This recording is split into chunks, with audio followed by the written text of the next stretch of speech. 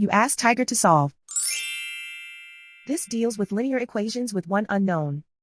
The final result is x equals 1 over 6. Let's solve it step by step. Group all constants on the right side of the equation.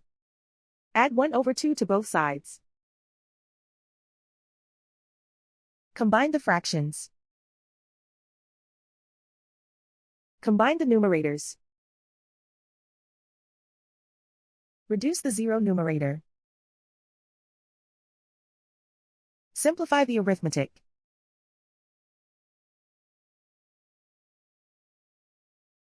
Isolate the x. Divide both sides by 3. Simplify the fraction. Simplify the arithmetic.